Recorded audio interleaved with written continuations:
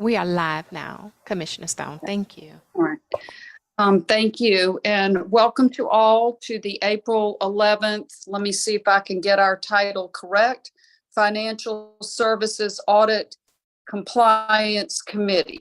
Is that correct? That is correct. Yes, ma'am. Thank you. Right. So I'm glad that everyone is able to join us today. And so we will move on to our proposed board agenda items that are 2024. Apt to a presentation on that, or is that just for our review? We have the action item attached to the committee packet, and we're Right. sharing the screen with the action item that Ms. Cutter can go into more details. Okay, great. Thank you. I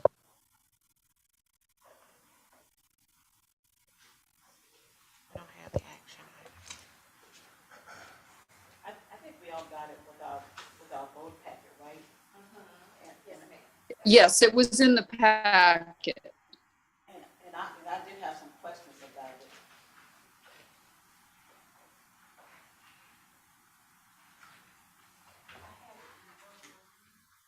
That's the membership renewal. Yes, ma'am. That's that. Okay. Good afternoon, everyone. Mr. Massimo, Board of Directors, the public at large. The action item is for the renewal of the APTA membership for 2024. Typically, this renewal would be paid for in the new fiscal year when the invoice comes. However, we are recommending that we move forward with getting the board approval at this time. So when the invoice comes, we can process it and get it out. APTA provides great benefits to Chatham Area Transit. Most importantly, it keeps up with transit policy and advocates for the transit industry at the federal and state level. And the recommendation is for the board to approve the renewal of the membership for fiscal year 2024. This is a budgeted expense for 23, and it will also be a budgeted expense for fiscal year 24 upon board approval. Okay, and I believe Dr. Robinson had some questions.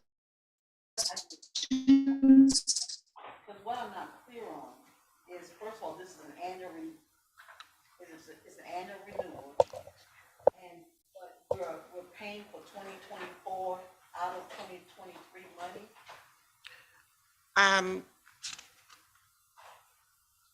We have a budget in 23. Right. Yes. And it's when the invoice comes, it's kind of a cross between 23 and 24. We need the approval to renew, but when the invoice comes, it will be paid out of 24 funds. Okay, but the renewal for 2023 has already been paid? Yes. Okay. Yes. So then my question is, and I know they provide a great benefit, but this is part of what I have a problem with as part of this Financial Service Audit Committee.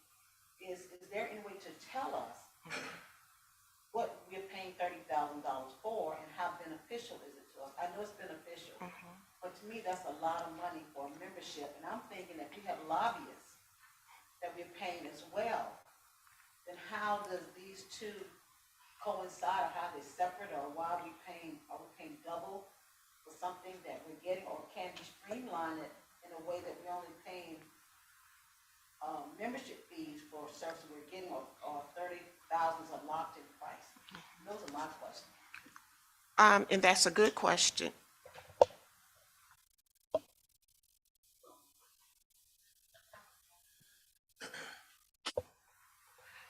Very good question, Dr. Robinson. As it relates to lobbyists and APTA, I would say that during the year, APTA provides ongoing transit information. Our CEO, and I believe even yourself as the chair of the DEI component, it just provides all of these different type resources, webinars for all of CAT staff, managers, employees at large. So it's that benefit that they really offer. And over the years, CAT, it appears from my understanding, has really relied upon the information that is received through APTA and is very active within APTA itself. Dr. Robinson, I would also add to that, the lobbyist services are really very distinctive from what APTA does in this perspective. APTA engages with Congress at the national level on an industry, from an industry platform, rather than an individual transit property platform. In our case, our federal lobbyists, they do a great job for us, but they're advocating specifically for us with specific opportunities and specific things that are maybe uniquely important to CAT. And so what APTA is doing is they're advocating at a broader industry platform across all different kinds of transit systems, whether they're the Chicagos and LAs, or whether they're the CATs, or whether they're even rural systems. So it's a very, they're a much more comprehensive advocacy group in that perspective. And then additionally, as Ms. Cutter just mentioned, now we are mindful of our budgetary constraints and careful about the opportunities. We always try to leverage the highest value opportunities with APTA in terms of what we engage in. So, for example, the annual meeting is always ones where very current issues, whether that's our operator shortage that everyone's experiencing, or whether perhaps it's maybe an insurance question that everybody's dealing with, or those kinds of things. We go and engage in those opportunities to be educated and to collaborate and to share our own experiences so that others can learn from what CAT is doing as well. So we typically curate that down to a couple of opportunities a year so that we're being mindful of the budget constraints and we're engaging at the staff level in those that are really going to gain the most value for us. Ms. Cutter, I have a question as well. Are our dues based on the size of our organization? In other words, I know that in some memberships, it depends upon whether you're considered a small system, a medium system, or a large system. Yes. So again, if it's tailor-made for a CAT, so there are no areas that we found that we can pay less than $30,000 that we resolve, because even talk about the lobbyists, they're on a national level, so they're hearing the same things, and then they come back to us and say, this is what's good for CAT. They should be telling us what's good for CAT. So it's not that they don't hear it all. I hope not, but they can digest it and dissect it in a way that they can pull from all of that what CAT needs, and we need our lobbyists to do that, and I understand that. So again,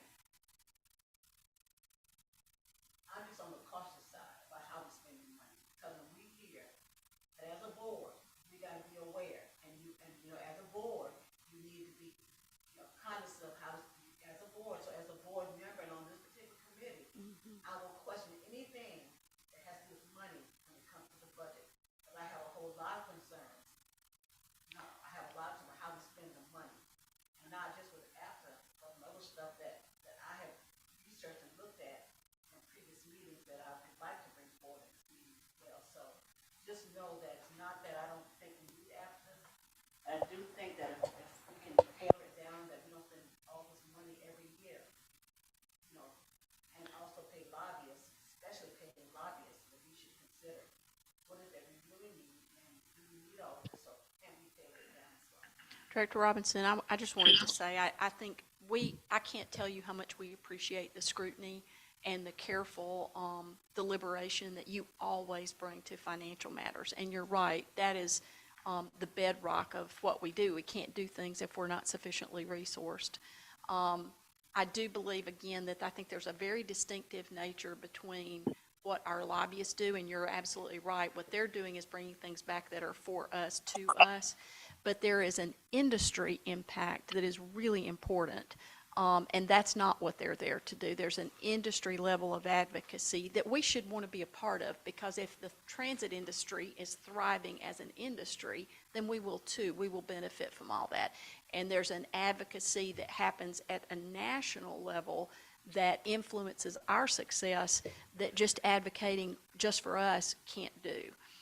It's a team sport kind of a thing. So I think that we are very mindful, but I always appreciate you bringing up these very careful and specific considerations of expenditures, because we should be able to explain always the value of and the importance of how we're utilizing these resources that are the public's resources.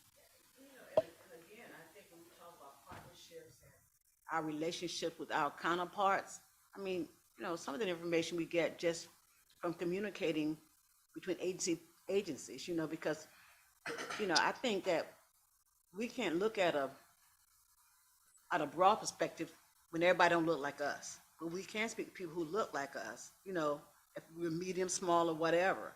So I'm just saying, I know you guys care about money and how we spend money. So just know that this committee also cares. Dr. Robertson, I just wanted to add to your comments, well received, and we will be looking at all contracts very soon to ensure that CAT is reaping the benefits of the services that we are paying for.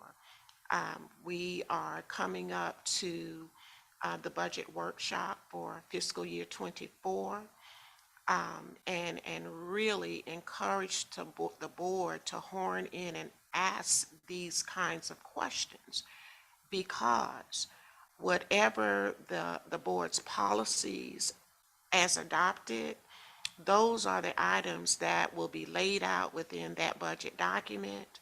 And I think each of us know we can only budget for the money that we have.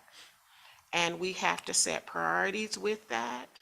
And we're going to walk through, make sure everything is very comprehensive and clear, and make those hard decisions. So rest assured that you all will be receiving a lot of detailed information to know exactly what is being recommended within that budget document, so you can make good decisions on the financial plan. And I make one request that is not overbearing, that when this comes to a vote, we have some sense. When this item does come to the vote for the board, can we have some kind of outline of exactly what we're getting for our $30,000? If it's not. We will provide that. Okay. Absolutely. Okay, are there any other questions? All right, then let's move on to the reports to the committee, the financial overview. Okay. I'm sure each of you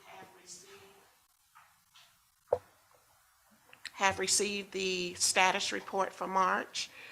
The actual financials for the month showing the dollars and cents has just closed for the month. But in preparation for governance, I wanted you to know what you will be seeing. You will be seeing the month and year-to-date overview. And I'm going to go a little more into detail of where the savings are coming from. Because as a part of the FY24 budget process, there will be recommendations that those savings are encumbered and be used to support programs that will be presented in the fiscal year budget. You will get your revenue by category for the month of March, your expenses by category, your grant reimbursements for the month of March that offsets expenditures, and the grant reimbursements will be by operations, capital projects, and planning, in particular for ferry boat rehab, the transit master plan, and other grant-related expenditures. Okay, this is a chart that shows the monthly interest that's earned on our investment account to date. We've earned $147,913 in interest. Wow. And the graph depicts that growth by month. So by month, that's a total, then you add those up to come Yes, to ma'am. that. Okay, Yes. okay. The board wanted to know what the investment portfolio looks like. Yes. And did some research, and by category, it tells you the makeup of the investment fund. Agency notes, bank repos, less than 7 days, greater than 7 days, money markets. It's a variety of conservative investment accounts. Their primary investment objective is safety of capital, liquidity, yield, and diversification of that portfolio. That 27%, that's agency notes. I can't tell by the picture where, and the legend, what is what. Agency notes. And then the 19% is the agency floaters. Yes. What a Green agency floaters. find that on. The agency, that means, just like Chatham Area Transit, we invest our money. That's all of the agencies that invest in the Georgia One Fund, in and out, increases, decreases, that kind of thing. That's pretty much what that means. Well, they are certainly ahead of what the average individual's portfolio is showing at this time. And the good thing about Georgia One Fund, it's really for public agencies and overseen by the state's treasurer, and just very, very committed. The main objective is safety of capital, safety of public funds. So they take very little risk. It's doing a great job for us. Yes. The FY24 budget status, we are still working with the budget module design. We now have a login to the pad design.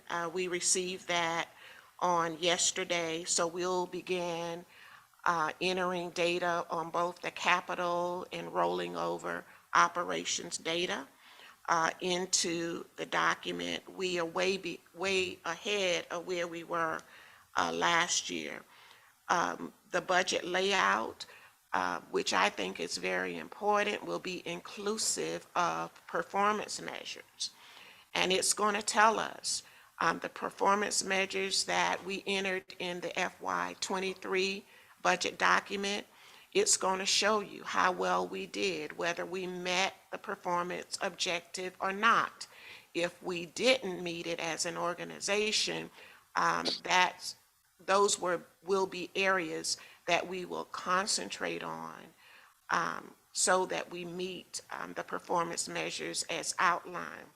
With the current condition, it may mean some of the performance measures of fiscal year 23, they may be replaced with a performance measure that's really meeting the goals of the organization. Of course, it will have operations showing the revenues and expenses associated with each division of Chatham Area Transit. And it will also be inclusive of a 5-year capital improvement plan for our rolling stock, for our building repair, and for IT upgrades that's needed um, to support us in capturing the numbers on ridership and scheduling, those kinds of things. Now, when you talk about rolling stock, you're talking about, Buses, the ferry, paratransit. I just say that because, Yes, we, ma'am. we know the languages Yes, ma'am. sometimes, but we got people listening, it's just good. That's true. Okay, and then, of course, the overall financial plan, we'll have a capital projects fund, and this will be new for '24 because we're going to have to begin to set aside money to support our capital projects. So in '24, there'll be recommendations as to what those set-asides will be. Some of that set-aside will come from fiscal year '23 savings. The IT replacement fund, computers have to be replaced, microphones and all of that kind of supportive infrastructure has to be replaced, and we have to be prepared. Because when you wait and have to do it all at one time, you're either robbing your investment account, and that hurts. And also, we really need to look at a pension plan, doing more for our employees. So we're going to, upon board approval, to begin putting money aside to do just that and come up with a policy, a documented retirement plan for CATS employees. Non-union, And that would also be a good recruitment tool. Yes, ma'am. Absolutely. Mhm. non-union, or All CAT all employees. And I'm glad you asked that question, Dr. Robinson, because the approach now for Chatham Area Transit, the focus is on all employees. The reason I asked, I thought, so there is no pension plan in place. Well, we do contribute to a 457 plan. And if an employee is with CAT for 5 years, they can get 100% of what CAT contributed to that plan. But it needs to be strengthened because oftentimes it's too wide open. By the time an employee leaves here, they have very little money because they've been drawing and borrowing against. So we really need to look at the makeup of that plan to strengthen it, to ensure that when employees have worked for CAT 10, 15, 20 years, they can look forward to a meaningful retirement payment every month. We're not there yet, so we are working on getting there. Okay? And it's going to cost CAT more because CAT will probably be contributing more. So we want to begin to set aside monies now so we can make this a reality.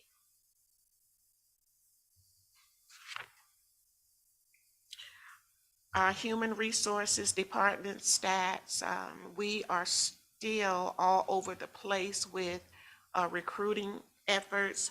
As this table shows, people are coming on, but also employees are exiting for various different reasons, retiring, resignations, and sometimes it's involuntary. The numbers for March, we had 5 new employees to come on board, 2 paratransit drivers, 2 fixed route drivers, and the systems planning data analysts.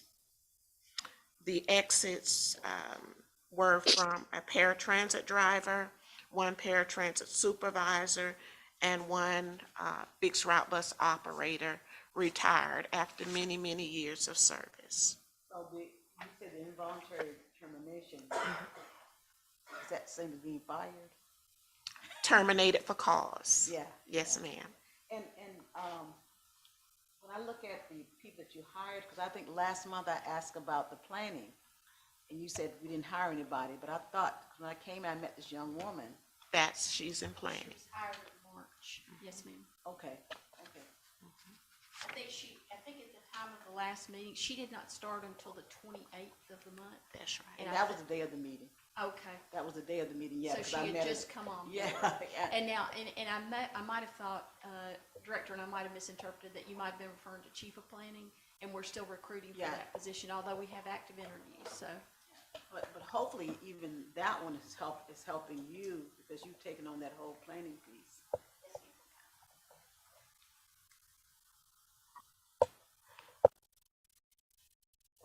Okay, and we continue with outreach, particularly to the military bases and with the CAP class that's ran through the Moses Jackson Advancement Center. We still have our relationship with the Department of Labor that aggressively recruits for us, and other outreach efforts via social media, and our walk-in recruitment in March.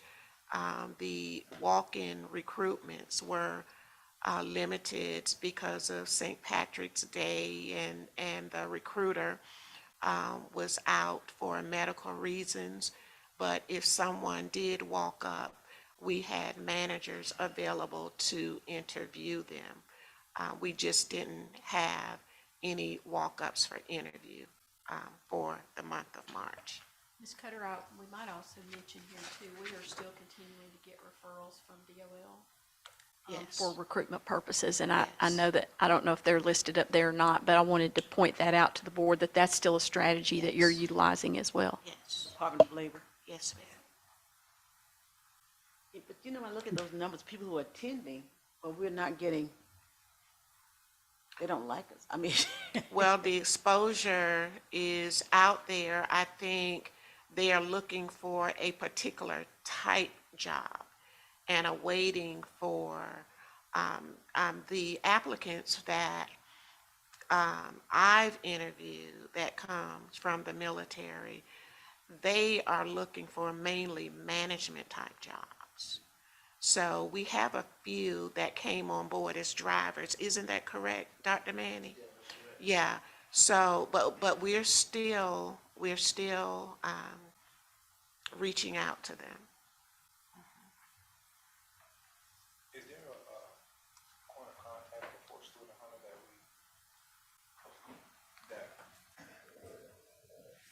is there a point of contact at Fort Stewart and Hunter that we can go to as far as for personnel instead of I guess just putting out advertisements? Because you're right about the people wanting to be in management, but they can separate it and say, you know what, we have some people that's just only been in 3 years. They can't expect to be in management. Those are the people that we need to target as far as drivers, not the people that have been in past 6 years. And they can tell you who's been in 3 years, 4 years, 10 years, whatever. Because like you said, if they're looking for management positions and we don't have them, then we're just spinning our wheels. But the people who've been in 3 years or less, or 4 years or less, they probably wouldn't mind coming and being drivers and doing other things. Yes, sir, Dr. Taylor. Our recruiter is actually on site, and she coordinates with, I guess, with the officer that's really trying to find employment for service members that are getting ready to exit the military. So it's that dialogue, and they actually set up the recruitment dates wherein CAT is actually at Hunter Army Airfield or Fort Stewart, ready to receive and sell Chatham Area Transit. So it is a coordinated process. Yeah, like I said, I think if you ask them to purge their list, then you can get an idea of the number of years that people are, because again, someone, like you said, 20 years or plus, they're looking for management or executive staff positions. But those are ones who came in for one term, 4 years or less. I think that's who we need to target as far as the drivers. Yes, sir. We will definitely reiterate that and ask that they make sure that the military personnel that are exiting consider all opportunities here at Chatham Area Transit. Thank you. Now, more to come. These follow-ups will be in May. We are still working on St. Patrick's Day stats so that they can be analyzed to determine what that impact truly is on CAT's operations. We look forward to the strategic planning and budget retreat in May, early May. Performance measures for 2024, and action items that will be coming forward. We still have outstanding charging stations to support the new paratransit vans that will be installed at the ITC, and we look forward to that coming before the board in May, the month of May. Now, do we have a date for the budget retreat in May? May 9th, Oops. I believe it is.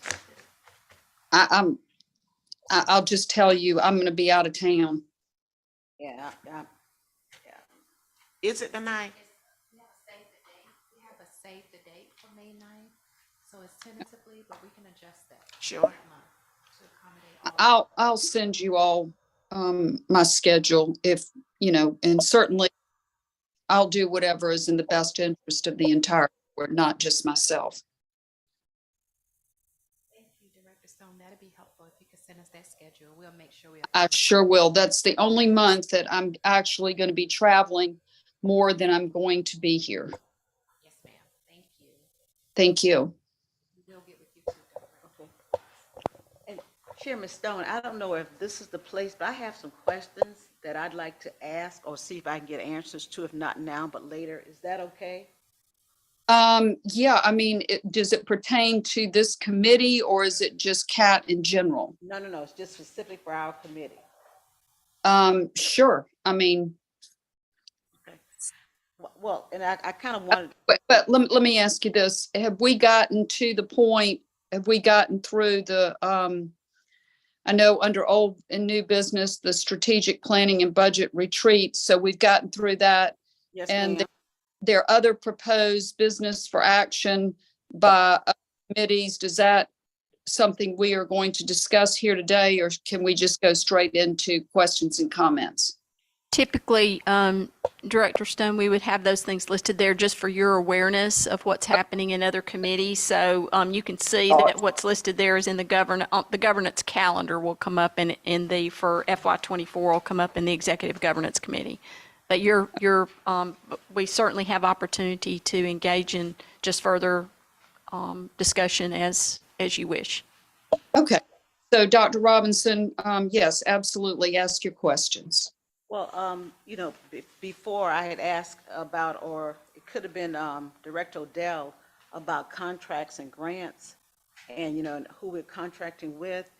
And I guess what struck me was when we had the presentation we had 5 or 6 people here from different organizations talking about that. And I was a little bit concerned because I want to make sure that when we talk about budget items, like, I'll give you an example. There's one particular consultant that also have on, and I'm hoping they're part of the monies we've allotted to that firm, a local person. So are we paying the local person dollars and then paying the larger corporation dollars, or is that a part of that contract? 'Cause that's a pretty big contract. They're all under one contract, Director, and what that is it's typical in the industry, and in our profession is you would have a contract that has what they call a prime. So there's like a consultant that serves as the lead. They also sort of manage all the resources and efforts and the administrative functions, like billing and invoicing and making sure everybody gets paid and so forth, in addition to actually managing and guiding the whole work program of effort. But they're all under one contract, and it was already considered in that full cost of that contract as it was approved by you all. So we're paying them and they're paying the people. That's correct. And the other thing that I was wondering, because I asked this before, was when we let these contracts, did it include travel? And I thought I was told, no, it didn't. And that was a lot of folk that we were paying for room and board, and if it's not part of that contract, where's. That's all in the contract amount as well. Those are direct expenses, and they include that in their original proposal when they submit as to how many trips they'll make and how much they estimate those things are going to cost and so forth. And they always try to, keep those tagged to milestone events, which is what you saw that group here for, was for a particular report out.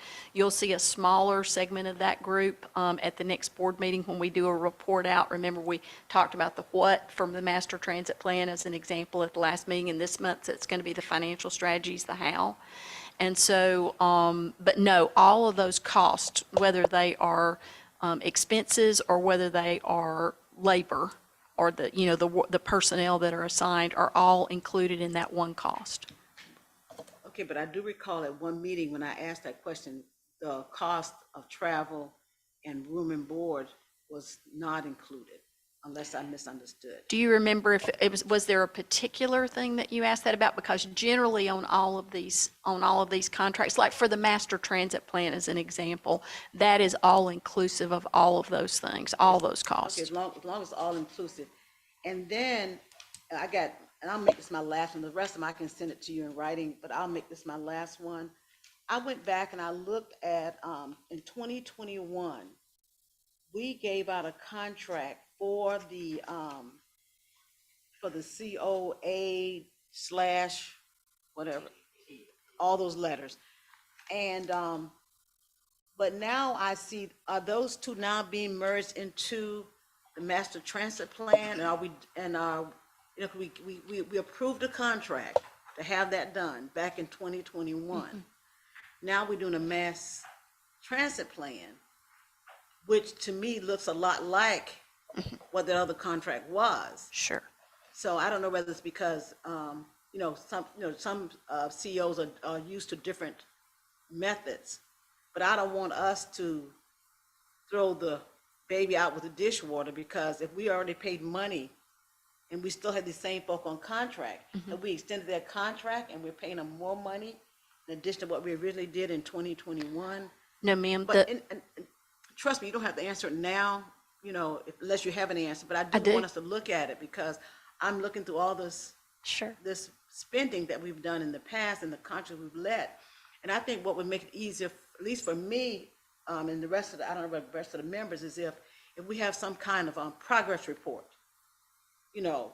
Like the guy came and made the report on the modification. That's part of the COA TDP. Right. So are we still paying him, or is his job done? But you see, those are the kind of things I'm looking at, is if, are we still, I don't want us, well, I'm just asking, are we paying contractors like we're paying salary employees? That's my question, because I think if it's not budgeted, I'm okay. But if it's budgeted, and then you come back and ask for a modification because we overspent, then, I'll have questions. There are no modifications for those contracts that are being contemplated or suggested, and they are different. So and I appreciate you asking those questions, because I suspect if you wonder that, there are either other board members or perhaps the public that wonders that when they see a lot of our reports. So the COA TDP, you're correct, started in 2021, so started a little bit before this administration, but the work itself never got started. The grant that was to support that did not get started. And a COA TDP is what you call the short-term piece of your system development. So it's routes and stops and shelters and analysis of the time and all those kinds of things that you've seen the reports on. The master transit plan encompasses or considers that work, but then builds it further into then where are we going to be in 5 to 10 years and where are we going to be in 20 years. And so it really takes that both midterm and longer view, and it develops a lot more of the financial strategies that you're going to need to do any of that. So the first one is really what I call the nuts and bolts, out there running the system operations piece, and the other is truly your planning piece of what do you want the system to be, what's the vision, how are you going to accomplish that, and so forth. So they're very distinctive and different, but you can understand that they need to work in a very collaborative way. And we took the opportunity, because the COA TDP had never been started, other than just the procurement piece, we took the opportunity to try to have all those consultants, including the zero emissions bus consultant, work together so we could make those resources go further by leveraging off of each other. And we could make sure that we had a fully aligned and compatible series of work products that we will execute off of over the next 2 to 3, 5, 10-year windows but none of those things are engaged. They are all, the contracts that are for a certain amount, they are tied to a particular scope of work, and there's no contract modification contemplated or needed that I'm aware of in any of those. And we also let out a contract for amenities to some company. I've got it written down, but that never happened either. Because we had talked about improving the amenities some time back, and there was a contract that was given to somebody to do the work. So whatever happened with that contract? Dr. Robinson, procurement, as we speak, is putting together a list of all contracts at the request of the CEO. And that report will be shared with the board of directors. And just wanted to add that the maintenance department has been short-staffed. So some things just haven't gotten done yet, but those monies are still there for bus shelter improvements. And the board should see some activity in the near future. The company was Toller Manufacturing. Toller? Manufacturing, and it was for $84,250. So over time, I'm sure these prices have gone up. I'm because, sure. Because we didn't do anything I'm with sure, it. yes. So, and I think if we've got contracts or we've got grants, I think even if they're not finished yet, if we get an occasional update on where we are, how much money's been spent, what's left, I'm just thinking that it'd be helpful, especially to this committee. We can definitely do that. Right. Definitely, yes. Dr. Robinson, I know Ms. Cutter mentioned it, but I wanted to underscore just this week, as a matter of fact, and it was in your snapshot last week, is we've asked for a complete listing of all contracts, both like who, how much, what's the term of the contract, if it's something that's been completed. I was focusing on contracts that were awarded before March of 2022 because I know the contracts that are here now, and was trying to look at some of those older contracts, especially some of these that have perhaps languished a bit. But one of the things that we're doing is inventorying all that and looking at the scopes of some of those contracts that are still ongoing and determining do we have some better business approaches to how we might accomplish some of those things moving forward, and then are we getting the just plain old performance that is specified under a particular contract. And so I would expect that you're going to see us bringing forward to you some suggested changes, and that could range anywhere from terminating a contract to deciding to move forward with new RFPs, even in sort of the middle of a cycle, to say, let's let those contracts continue to run, but perhaps let's go out and look and see. The market may have changed a lot in a particular area. Let's make sure that we're getting what we really need right now and moving forward, and that may mean that we have to transition a contract. Or it could mean that we look at a contract and go, no, that's doing exactly what it's supposed to do, but let's show that to the board and make sure they understand that as well. So I think all of those different kinds of perspectives on contract performance and vendor and consultant performance, you're going to see reporting on that, and we understand how important that is. I just like to see us get, instead of telling us it's here, just give us a progress report on, where it is, at least to this committee, then this committee can feel comfortable with when we talk to the board as a whole about whether or not it's a good idea, whether we should vote yea or nay. So I would just like to see that. Okay.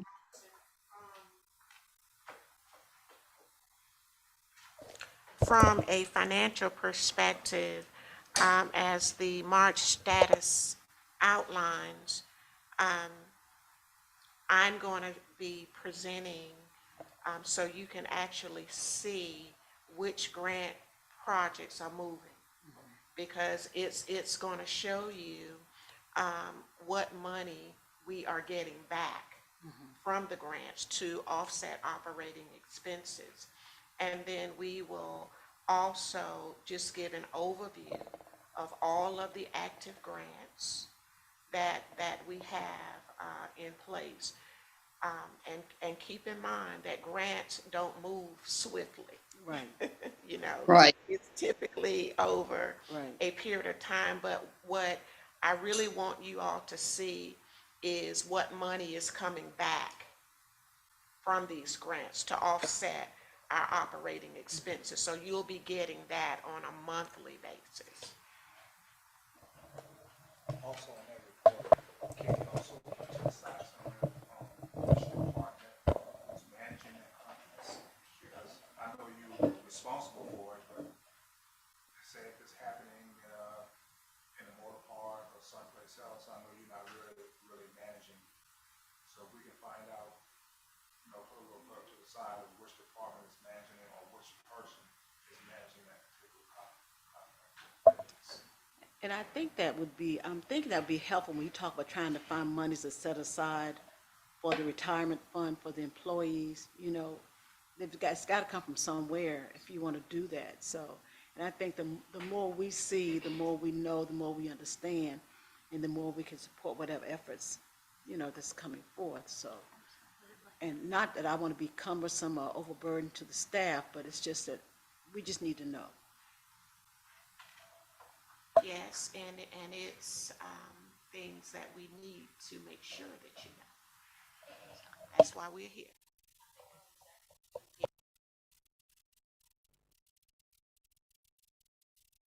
Last week in Snapshot, and then what we've already started undertaking with that review of all contracts.